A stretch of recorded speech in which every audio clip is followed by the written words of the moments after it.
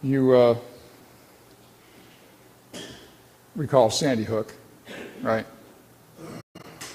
I think that pastor is qualified to speak on the topic.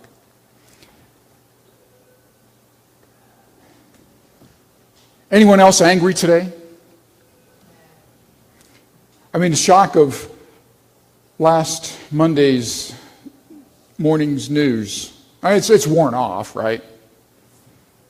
Have you even forgotten what happened already? Because, we've got our own lives to live. The numbers of dead and wounded reads like a battlefield report.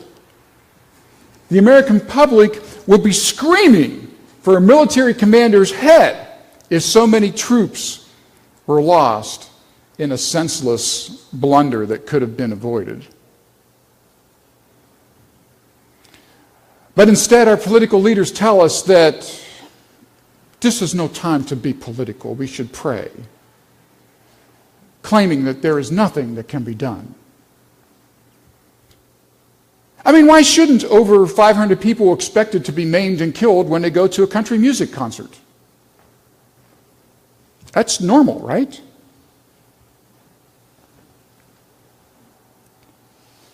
I've been reading a Pulitzer Prize-winning book called Founding Brothers.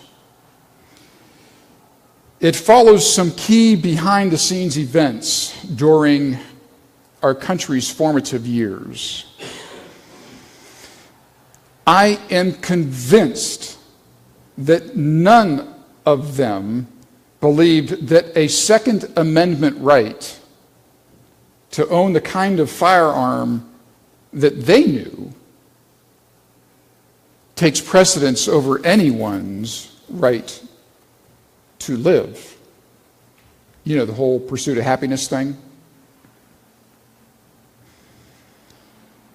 Take note that the National Rifle Association said that they favor regulation of the bump stock, not outlawing them.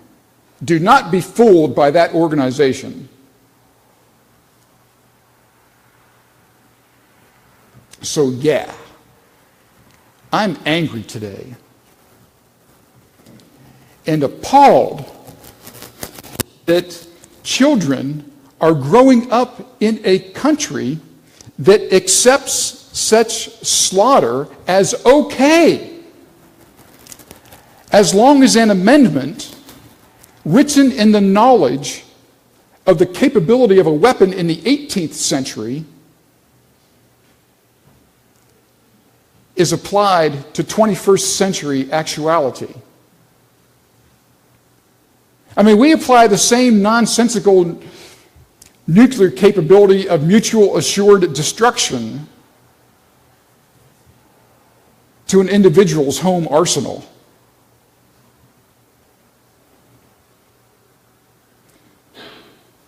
What an irony that the obviously sick mind that used his guaranteed Second Amendment rights to assemble his arsenal unleashed terror on people that don't have a guaranteed job protection or health care inexpensive enough that won't bankrupt them as for the amount of time that it takes for them to recover from their wounds. But you didn't come here or tune in to hear me rant.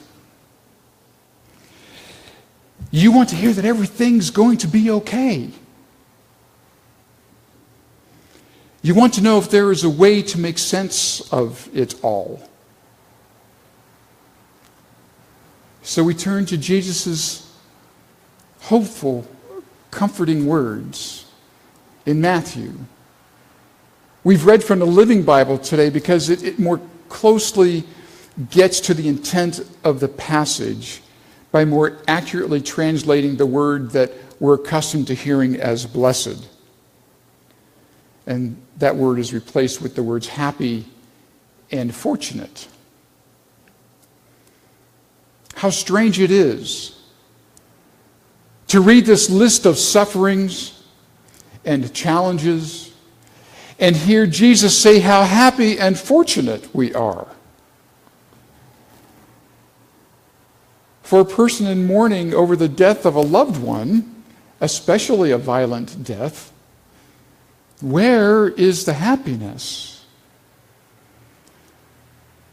How fortunate is the humble person who struggles from paycheck to paycheck?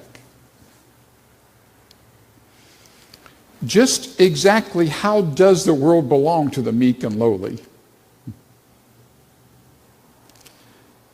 Our answer is in these middle verses. Happy are those who long to be just and good, for they shall be completely satisfied. Happy are the kind and merciful, for they shall be shown mercy. Happy are those whose hearts are pure, for they shall see God. Happy are those who strive for peace, they shall be called the children of God. Happy are those who are persecuted because they are good, for the kingdom of heaven is theirs.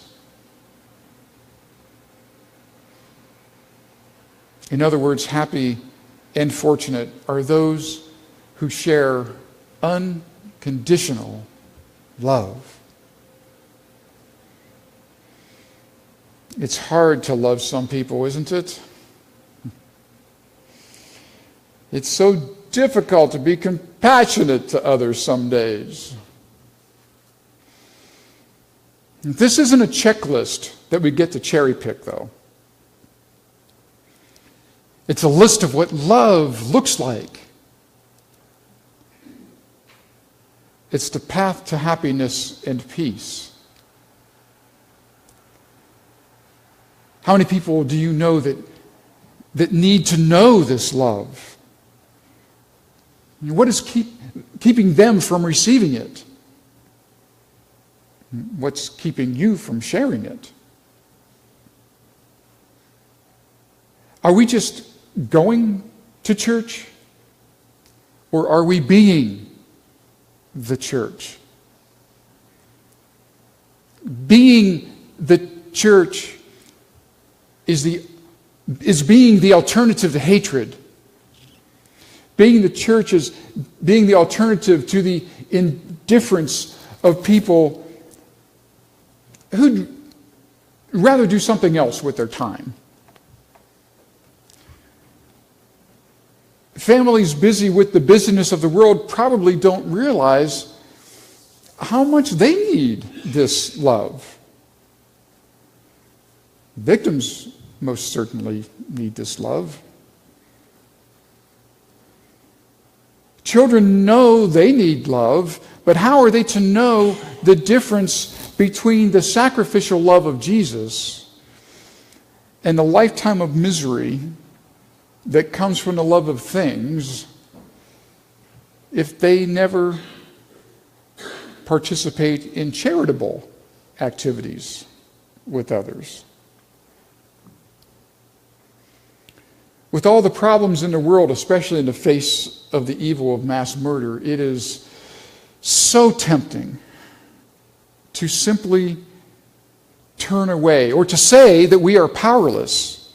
But that denies the power of the love that Jesus is calling us to share. We may not be able to cure the diseased mind that coldly slaughters the innocent, but we can let other people know that there is a better way in life than filling our days in an unwinnable arms race of keeping up with the Joneses.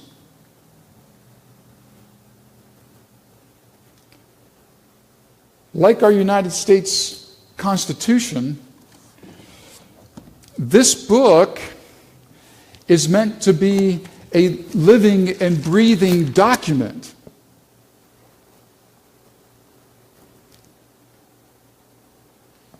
And you are meant to be the living, breathing example of it. And that's why I didn't have Steve end today's reading with the end of the comforting words of the Beatitudes. We went just a little bit further. So I want you to turn in your pew Bible to page 786. I already figured out which page it is for you. And find Matthew 5, verses 13 and 14.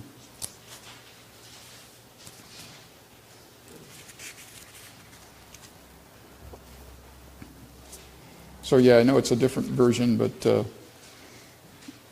intent is still there. You are the salt of the earth, but if salt has lost its taste, how can its saltiness be restored? It is no longer good for anything, but is thrown out and trampled underfoot. You are the light of the world. A city built on a hill cannot be hid. Jesus doesn't let us off the hook for addressing the ills of this world. What does he tell us?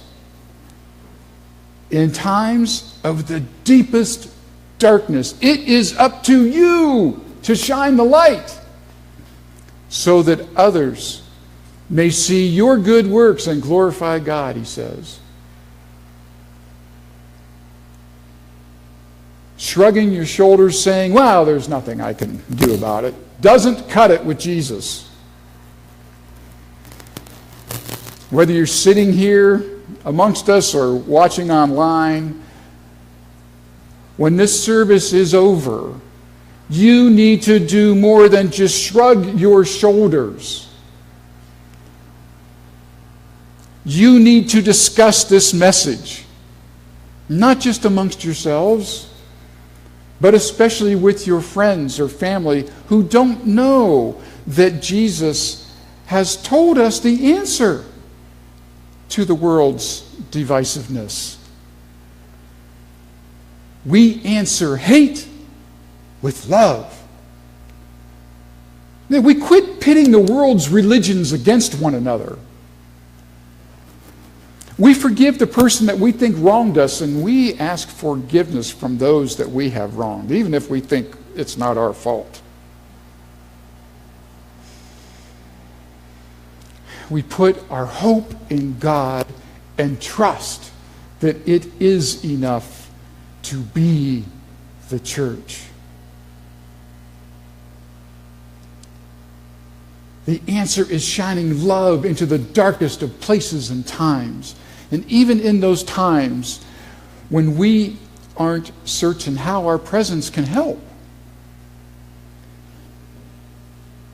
Even in these times when we just itch for retribution. Even in our darkest heartache. Shine love. Amen.